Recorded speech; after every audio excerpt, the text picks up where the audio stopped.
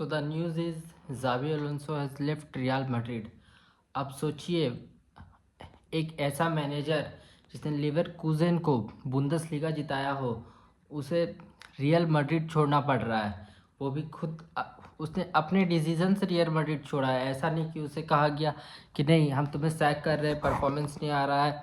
सब चीज़ अच्छा चल रहा था स्टार्टिंग के पहला एल क्लासिको सीज़न का, जो कि आई थिंक 5 अक्टूबर के अराउंड हुआ था। उस टाइम पे रियल मैड्रिड को उसने पहला एल क्लासिको जिताया और टेबल इंजरी थी, फिर भी सब चीज़ सही चल रहा था।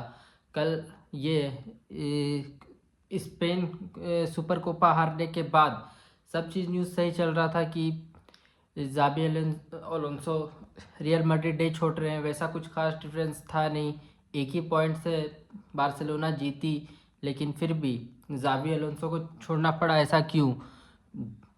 ये मैच के बाद असली रीज़न ये है, मैच के बाद जब ये रियल मैड्रिड के प्लेयर को बुलाया गया, ज़ाबी अलोंसो ने सारे प्लेयर को बुलाया कि हम ये बार्सिलोना को ऑनर देंगे। वो शायद से बार्सिलोना प्लेयर वहाँ से जाएंगे, शायद वो क्लैप करना रहता है, इस टाइप का कुछ ऑनर रहता है, तो वो हम देंगे, उसके लिए सब रियल मैड्रिड प्लेयर आ जाए। लेकिन वहाँ पे एम्बापे नहीं आते हैं और सारे प्लेयर को बोलते हैं अपने साथ चलने, और वहाँ ज़ाबी अलोंसो, सोचिए, एक क्लब के लिए एक प्लेयर ज़रूरी है या फिर ये एक कोच ज़रूरी है। लेकिन वहाँ पे मेंटेलिटी देखिए प्लेयर्स की, वो कोच छोड़ के सारे एम्बापे के साथ चल जाते हैं, एक प्लेयर के साथ।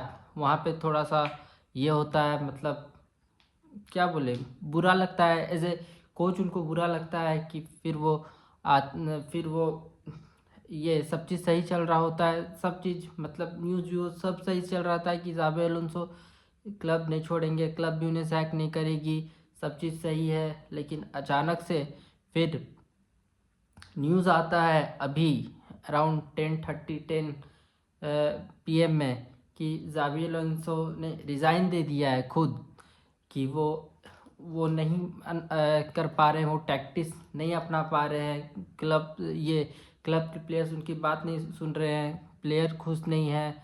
उधर भी न्यूज़ आ रहा था अराउंड नवंबर, हाँ नवंबर में रियल मैड्रिड ने एक भी ला लीगा मैच नहीं जीता था। सारे ड्रॉ किए थे, लगातार 3 मैच ड्रॉ किए थे, वो भी 10th 18th 19th पोजीशन के टीम से।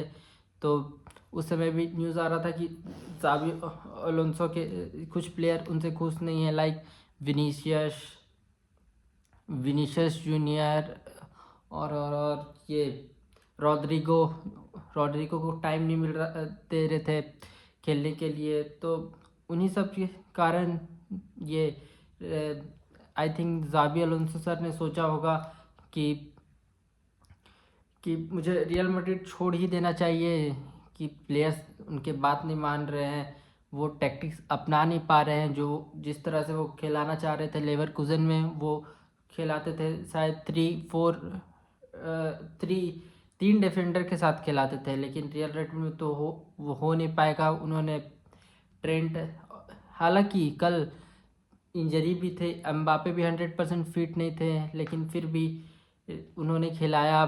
लास्ट के 15 मिनट्स में एम्बापे आए, गोंजालो गार्सिया का परफॉर्मेंस टॉप नॉच रहा, और ट्रेंट जो हमारे मेन राइट बैक हैं, वो ट्रेंट की जगह पे ये खेल रहे थे, वालवर्दे, डेनी कार्वाहाल, वो भी बेंच पे थे, लास्ट के मोमेंट पे आए थे।